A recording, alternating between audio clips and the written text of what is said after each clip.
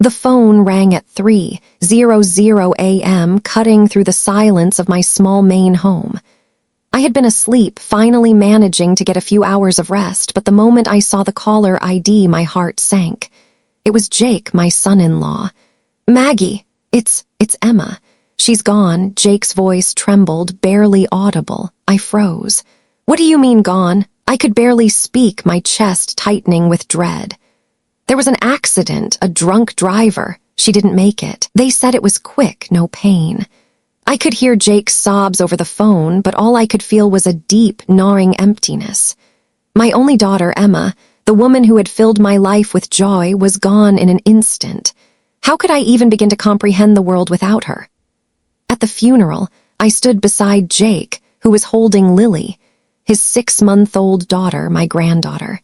Jake's grief was palpable, but there was a hollowness in his eyes that I had never seen before. The man I had once trusted, the husband to my beloved daughter, was now a shadow of himself. Grief, it seemed, had taken its toll on Jake. He couldn't cope, and then he chose to abandon the one thing he had left, his daughter. The drinking began immediately. Late nights, neglect, and a baby left alone while Jake succumbed to his sorrow. I couldn't stand by and watch him destroy Lily's future. That's when I stepped in, trying to help however I could. I brought meals, cleaned their apartment, and offered to babysit. But every attempt I made to support them was met with hostility. "Stop trying to replace Emma," Jake would snap. "Lily doesn't need you hovering around." By the time Lily was 6 months old, Jake's downward spiral had reached its peak. One morning, I arrived for my usual visit to find the apartment door wide open. My heart stopped as I rushed inside, calling for Jake and Lily. The apartment was in complete disarray. Empty bottles, spoiled food, dirty laundry piled up everywhere. And in the nursery, I found Lily, crying uncontrollably in her crib, wet and hungry, abandoned. My stomach churned as I scanned the room and spotted a note on the kitchen counter. "She's your burden now. I can't do this anymore." It was Jake's handwriting. Just like that, he was gone. No forwarding address, no explanation, just Lily, crying and hungry, and me, standing in a mess of broken dreams. A few hours later, the social worker arrived. Her name was Janet Morrison. She was a woman who had clearly seen it all before. With a tired expression, she surveyed the apartment while I bounced Lily on my hip, trying to calm her down. "How long has he been gone?" Janet asked, scribbling something on her clipboard. "Since yesterday morning, but honestly, he had been gone for months emotionally." Janet nodded solemnly. "We'll need to file abandonment paperwork. But given you're the grandmother and there's no other family, are you prepared to take full custody?" I looked down at Lily, whose big blue eyes mirrored her late mother's gaze. In that moment, I knew I couldn't walk away from this. I couldn't turn my back on the child who was all I had left of Emma. "Yes," I said, my voice steady despite the tears threatening to spill. "I'll take her." I was Maggie Patterson, 52 years old, a bookkeeper at a local dental practice, a woman who thought she had seen all that life could throw her way. I had already buried my daughter, but I wasn't ready to bury the hope that lived on in her child. The paperwork took 6 weeks to process, and during that time I watched Jake disappear completely from Lily's life. No phone calls, no visits, not a single card for her birthday. It was as if he had never existed. Raising Lily at 52 wasn't easy. It was exhausting. Diapers, teething, midnight feedings. I had to balance my part-time bookkeeping job with her needs, but we made it work. Slowly, Lily grew from a baby into a toddler, and then into the most brilliant young girl I had ever known. Lily was special. She had an insatiable curiosity, devouring books well beyond her age. By age 4, she was reading chapter books. By 7, she was solving math problems that made my head spin. It was clear she was gifted, and as her grandmother, I did everything I could to nurture her talent. But it wasn't just her intelligence that made her extraordinary. She was kind, compassionate, and had a maturity that belied her age. She was the joy I never expected to find after losing Emma. We spent our days reading together, talking about everything from science to philosophy, and I could see Lily growing into a remarkable young woman. But I never expected that our peaceful, quiet life would be shattered by a phone call one fateful evening. It was Lily's 15th birthday, and as we sat at dinner, she looked at me, her bright eyes filled with excitement and a touch of nervousness. "Grandma, I need to tell you something," she said, her voice trembling slightly. I put my fork down, immediately sensing that something important was coming. "Go ahead, sweetheart," I said, trying to keep my voice steady, but I could feel my heart racing. Lily took a deep breath, her hands fidgeting with the napkin on the table. "Remember that app idea I mentioned, the one for helping kids with learning disabilities?" I nodded. "Of course. You've been working on it for months." "Well," she said, her voice a mix of pride and nervousness, "I didn't just design it, I actually built it, and it's been accepted into the beta program for Apple's educational initiatives." I froze. The world seemed to stop for a moment. My 15-year-old granddaughter had just built an app that was being recognized by one of the biggest tech companies in the world. "What does that mean exactly?" I whispered, still trying to process the words. Lily's face lit up with excitement. "It means they want to feature it in their app store, Grandma. And if it does well, they want to offer a licensing deal. The initial offer is for $50,000. I nearly choked on my dinner. $50,000. That was just the beginning. My granddaughter, the little girl I had raised after the tragedy that took her mother away, was on the verge of something huge. I couldn't have been prouder, but a sinking feeling in my gut told me this was just the beginning of something much bigger and much more complicated. As Lily continued to explain the details of her success, I felt the joy in my heart begin to swell, but there was an underlying fear. With success came attention, and with attention came the possibility of losing Lily to the man who had abandoned her once before. The man who had failed her in every way. Jake Patterson, the father who had disappeared 15 years ago, was about to come back into our lives, and I wasn't ready for the fight that was coming. The days that followed Lily's announcement were a whirlwind. Her app was gaining momentum, and as it was featured in the App Store, the press started to take notice. Interviews, meetings with Apple representatives, and even offers from other tech giants began rolling in. Lily handled it all with remarkable poise, but I could see the weight of it all on her shoulders. She was a 15-year-old girl, but her world was changing in ways I never imagined. But amidst the excitement, something unsettling began to bubble beneath the surface. One afternoon, a letter arrived. The envelope was thick, formal, and stamped with the seal of a law firm I didn't recognize. As I tore it open, my heart dropped. The words seemed to jump off the page, petition for custody. I blinked and read it again. There was no mistake.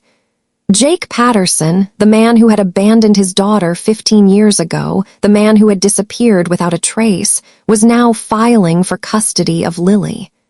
I sat down slowly, the weight of the paper in my hands making everything feel real. The past was knocking on our door, and it wasn't just a ghost of memory. It was here, in full force, demanding a place in Lily's life once more. It didn't take long for me to realize the true horror of it all. Jake wasn't just returning because he had been a good father who had seen the error of his ways. No, the timing was too perfect. Lily had become a tech prodigy. She had developed an app that was now gaining the attention of some of the biggest companies in the world.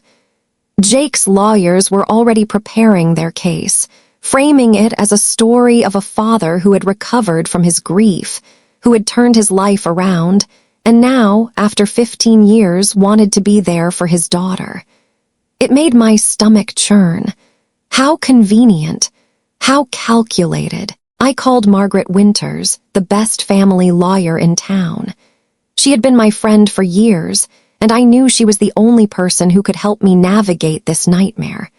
She answered on the second ring. "Margaret, we've got a problem." I explained the situation, the legal papers, the timing, and my growing concern that this was all tied to Lily's newfound success. Margaret listened in silence, her calm voice providing a strange sense of comfort in the chaos. "I'm not surprised, Maggie," she said after a pause.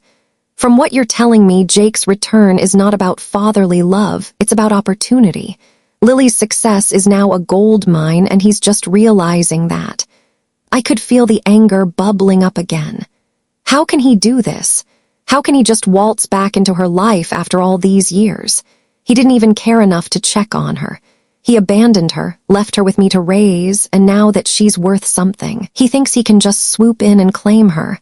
"I know, Maggie," Margaret said softly, "and that's exactly what we need to prove, that this isn't about Lily's well-being. This is about him using his daughter to line his pockets. You have to be prepared for the fact that he's going to fight dirty." I felt the weight of her words. Dirty. It was the only way to describe Jake's actions.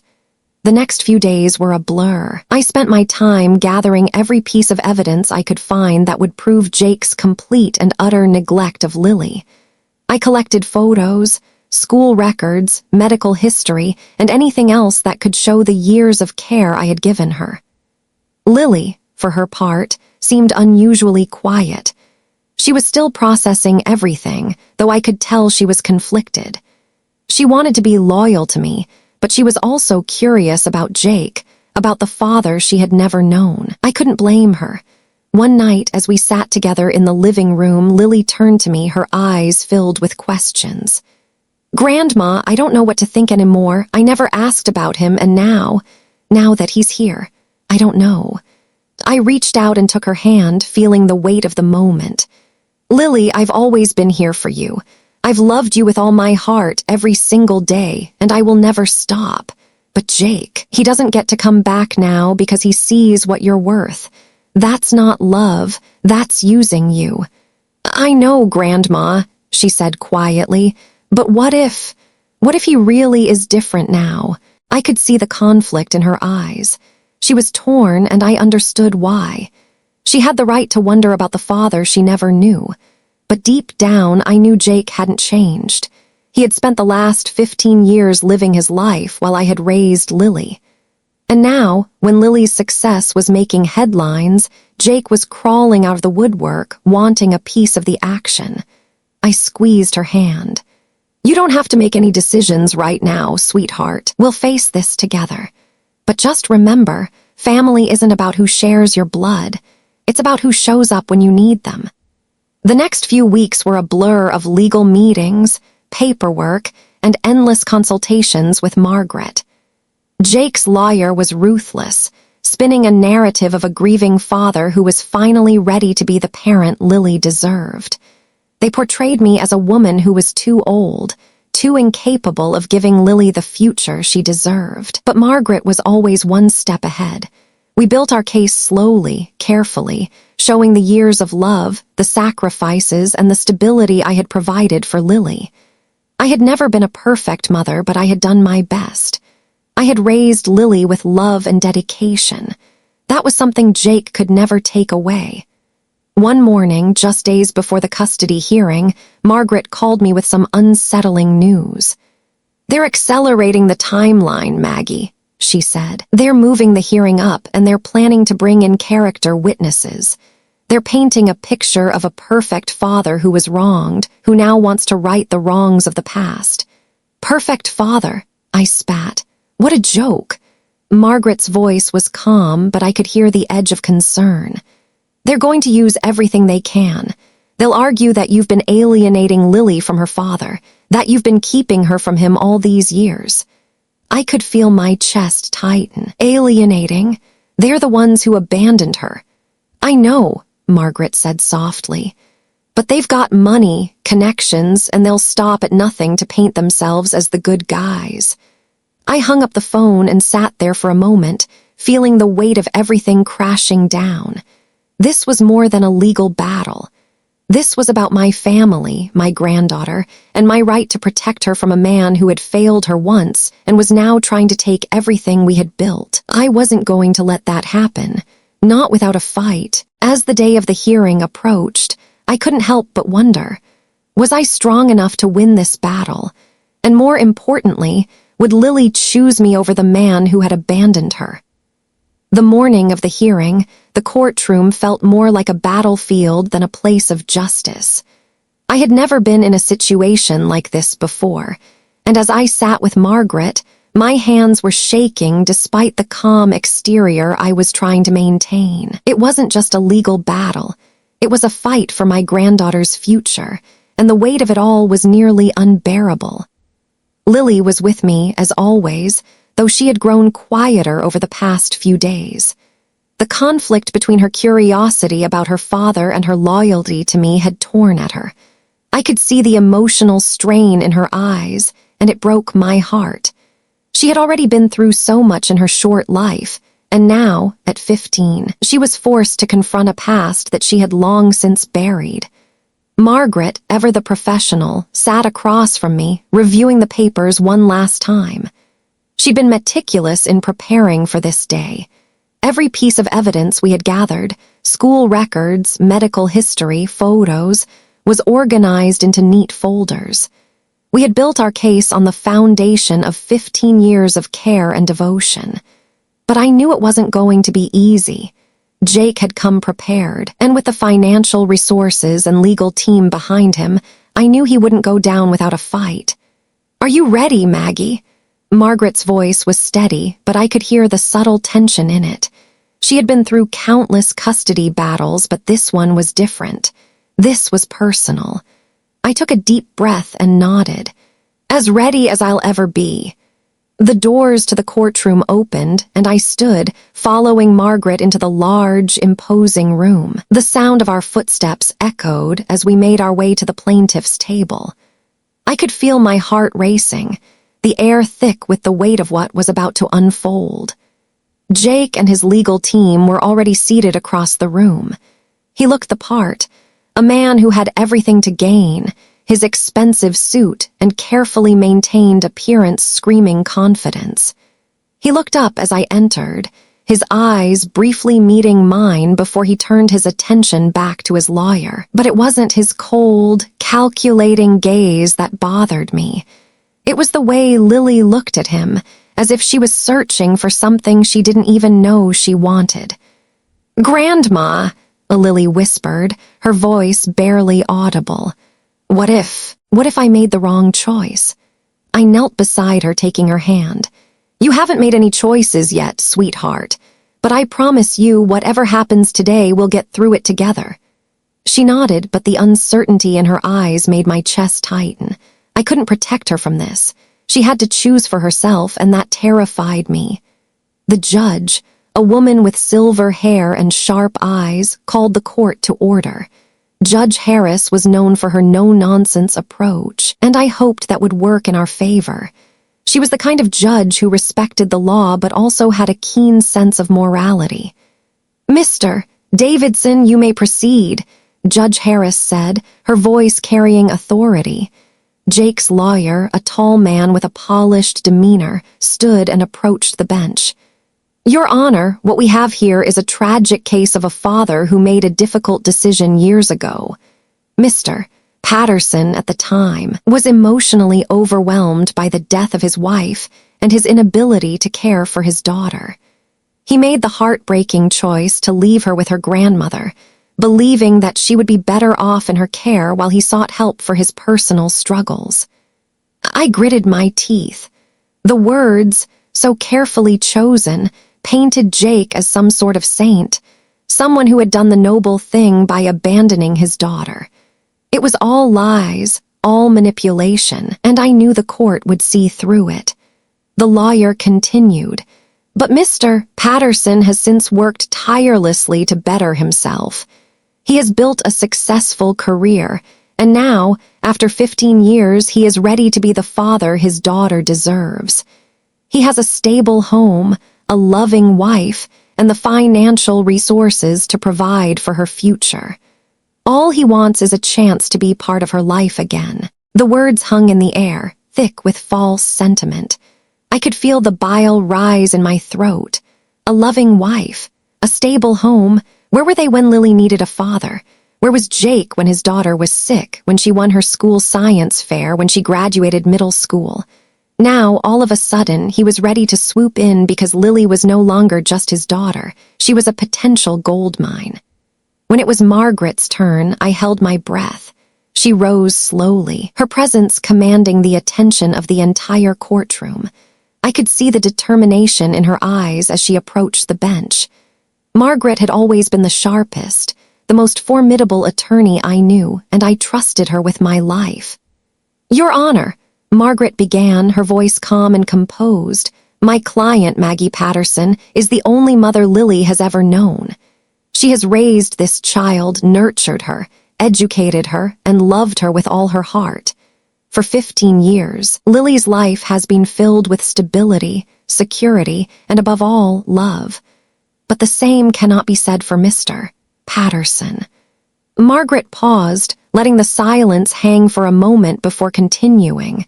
"Mr. Patterson did not disappear because he was trying to protect his daughter. He left because he wasn't willing to face his responsibilities. He abandoned his daughter when she needed him most, and in the 15 years since, not a single phone call, not a single visit, not a single sign of any interest in her well-being. And now, when his daughter has achieved success, when she is a young woman with a bright future ahead of her, he reappears claiming to be a father." The courtroom was silent as Margaret's words hung in the air.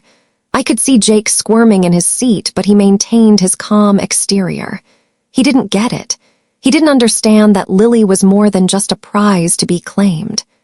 Margaret continued, "And now, after 15 years, he wants to take her away from the only home she's ever known. He wants to rewrite history, to turn abandonment into heroism, to turn manipulation into love. I ask the court to consider one thing. Mr. Patterson may be Lily's biological father, but it is Maggie Patterson who has been there for her. It is Maggie who has shown Lily what it means to love, to sacrifice, and to support her dreams." Margaret's voice grew stronger. "And that, Your Honor, is what makes a family. Not blood, not wealth, but the love and devotion that can only be earned through years of unwavering commitment." Jake's lawyer stood up, objecting, but Judge Harris held up her hand, signaling for him to sit down. She turned to Margaret, then to me, her expression thoughtful. "Thank you, Ms. Winters," she said, her voice soft but firm. "We will now hear from Lily Patterson." I felt my heart stop. This was it. Lily was going to speak, and whatever she said would shape the future of this case. My granddaughter, the girl I had raised, was about to stand before a court and make the most difficult decision of her life. Lily stood slowly, her eyes meeting mine for a brief moment before she walked to the witness stand. As she sat down, I could see the conflict in her eyes, confusion, fear, and a hint of something I couldn't quite place. Judge Harris smiled kindly at her. "Lily, I understand that this has been a very difficult process for you. I want you to know that your voice matters, and I am listening." Lily nodded, her voice trembling slightly as she spoke. "Your Honor, I've been asked to decide where I want to live and who I want to live with. I've been with my grandmother for my entire life. She's always been there for me. She's the one who helped me when I was sick, when I was scared, and when I needed someone to believe in me." Her voice wavered, but she stood tall. "I don't remember my father. I don't remember him being there for me. And now, when I've finally found my own path, he wants to be part of my life. But it's not just about who he is. It's about who I've become with my grandmother's love. She's the one who's always believed in me, who supported me. I don't want to lose that." Tears filled my eyes as I watched Lily speak. She had no idea how much courage it took for her to say those words. But more than that, I saw the truth in them. She wasn't choosing me because she felt obligated. She was choosing me because I had been there for her every step of the way. Judge Harris nodded slowly, taking notes. "Thank you, Lily. You've given this court a lot to consider." Lily's words echoed in my mind, giving me a sense of hope I hadn't felt since this whole nightmare began. She wasn't choosing Jake. She was choosing us, our family, our love, and everything we had built together. I knew deep down that the fight wasn't over, but if Lily's voice was anything to go by, I had faith that we would win this battle. And no matter what happened, I would never give up on her. The courtroom had emptied out, but the air still felt heavy with tension. I sat with Margaret in the hallway, waiting for the judge to return with her decision. My fingers were pressed tightly together, and I could feel the pulse in my chest, each beat reminding me of the fear that had settled in my bones. Lily sat next to me, her hands folded neatly in her lap, but her eyes were distant, lost in thought. I could tell she was trying to wrap her mind around everything that had happened over the past few days. Her father's sudden reappearance, the new family he was offering her, and the life she had built with me that was now on the line. "I'm scared, Grandma," she said quietly, her voice barely audible above the buzz of whispers in the hallway. "What if the judge decides I should go with him? What if she thinks I owe him a chance?" I looked at her, my heart aching for the girl who had never asked for any of this, who had only ever wanted to feel safe and loved. "Lily," I began, my voice steady though my own doubts tried to creep in, "you're not making this decision alone. You have your own voice, and the judge heard it. You've made it clear who you want to be with, and that's what matters. No one can take that away from us." She gave me a small, uncertain smile, but I could see the relief in her eyes at my words. "I just don't want to disappoint you," she whispered. "You could never disappoint me, sweetheart. You've already shown me more strength than I ever could have imagined. You've made the right decision for you. That's all that matters." A few minutes later, the doors to the courtroom opened, and Judge Harris stepped out, her gaze meeting ours. She gestured for us to stand, and a hush fell over the hallway. I took Lily's hand, giving it a reassuring squeeze, and we followed Margaret into the courtroom. The judge settled into her seat, her expression as neutral as ever, but there was something about her that gave me hope. This had been a complicated case, and I knew she had carefully considered everything: the evidence, the testimonies, and most importantly, Lily's wishes. "MS. Patterson, Miss Lily Patterson," Judge Harris began, her voice clear and authoritative. "I have reviewed all the evidence, heard the arguments from both sides, and considered the wishes of the minor child in this matter." I held my breath as she paused, the room feeling too still. I must first acknowledge the gravity of this decision. We are not simply deciding between two parents or guardians. We are determining what is in the best interest of a young woman who has already endured so much in her short life. I looked at Lily, whose face was a mixture of hope and nervousness. She gave me a small nod, her way of saying that she was ready for whatever came next. "The law recognizes the biological connection between a parent and child," Judge Harris continued, "but it also recognizes the emotional bond and the role of a caregiver who has provided love, stability, and support.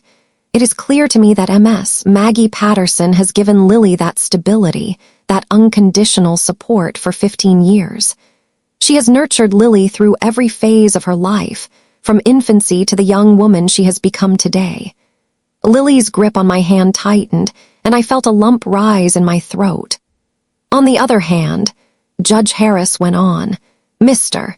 Jake Patterson's return after such a long absence raises serious concerns. While I acknowledge his efforts to turn his life around and his desire to re-establish a relationship with his daughter, it is equally clear that his actions over the past 15 years, his abandonment, his complete lack of contact, and his sudden interest in Lily now that she is financially successful, raise serious questions about his motivations." She paused again, looking over the papers in front of her before looking directly at us. "Lily Patterson, your bravery in sharing your voice with this court has been heard. Your relationship with your grandmother, the stability and love she has provided you, speaks volumes. The law also acknowledges the child's preferences at your age, and I respect your decision to remain with your grandmother.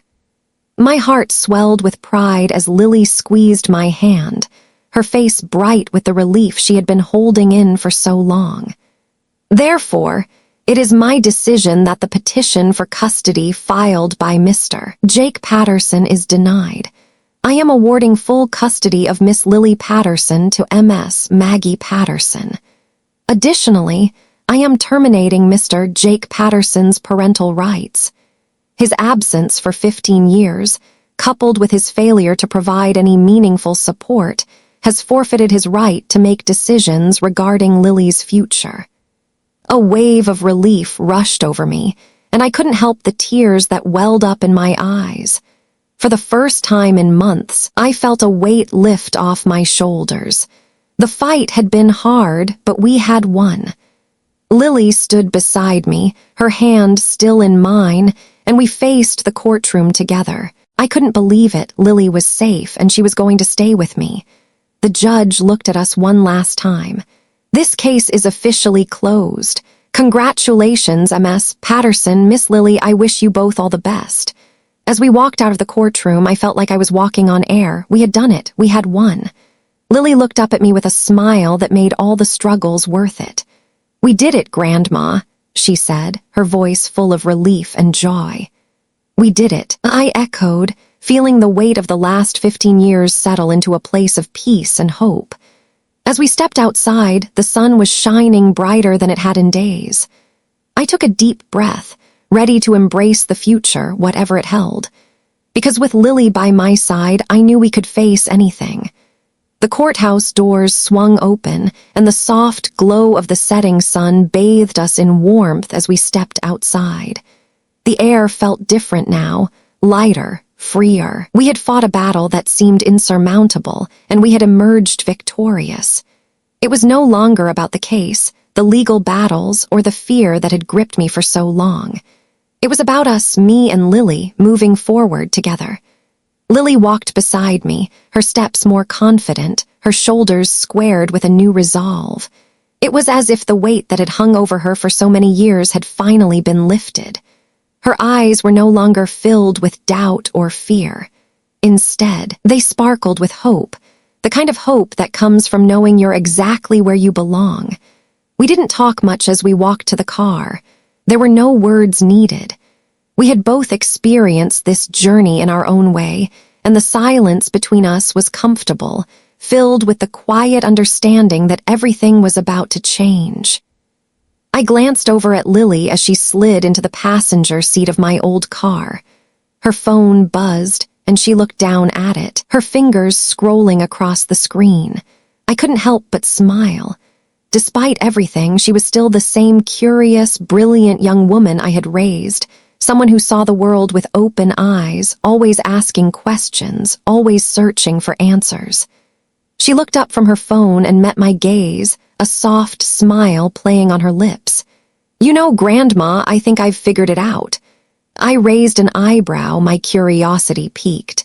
What have you figured out? That I've been asking the wrong question all along. She paused, as if to let the weight of her words sink in. I spent so many years asking why he left me, why my father abandoned me, and now I see it doesn't really matter why. What matters is that you stayed, you never left. Tears stung my eyes, but I didn't let them fall. Instead, I reached over and placed my hand on hers, the familiar warmth of our connection grounding me.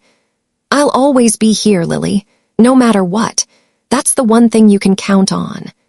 We drove home in silence after that, the world outside our car window moving in a blur. The house that had once felt too small, too quiet, now felt like the safest place on earth. It was ours, and it always had been.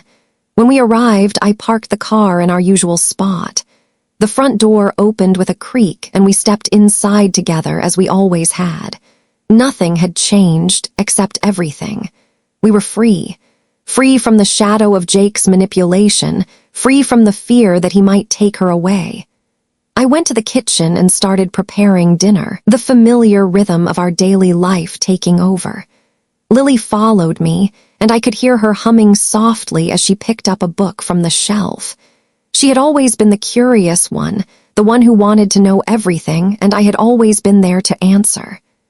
Dinner was simple that night, just pasta and salad, but it was enough. It always was when we were together. As we ate, Lily told me about her plans for the future, the ideas she had for her app, and the possibilities that lay ahead. I listened, proud of the young woman she was becoming, the young woman I had helped raise. After dinner, as we sat together on the couch, Lily looked at me and smiled. "You know, Grandma, I think I want to take a break from all the interviews and the tech stuff for a little while. Maybe go back to the basics, like we used to." I chuckled, remembering the quiet evenings we spent together before all the noise of the world had started to encroach on our lives. "I think that sounds like a wonderful idea." For the first time in months, I felt truly at peace. There were still challenges ahead, but for the first time, I felt like we could face them together, united, stronger than ever. No longer bound by the fear of losing everything, we could now look forward to the future with hope. Lily yawned and leaned her head on my shoulder, her familiar scent of lavender and fresh books filling the air. "I'm really glad you're my grandma," she said softly, her voice barely above a whisper. I kissed the top of her head, my heart full. "And I'm so glad you're mine." And for the first time in a long while, I allowed myself to believe that the world could be a place where justice prevailed, where love triumphed over manipulation, and where family, true family, wasn't something you were born into, but something you chose and built together, piece by piece. In that moment, I knew that everything we had fought for, everything we had endured, had been worth it. And as we sat there together, the world outside no longer mattered. What mattered was us. And we were enough.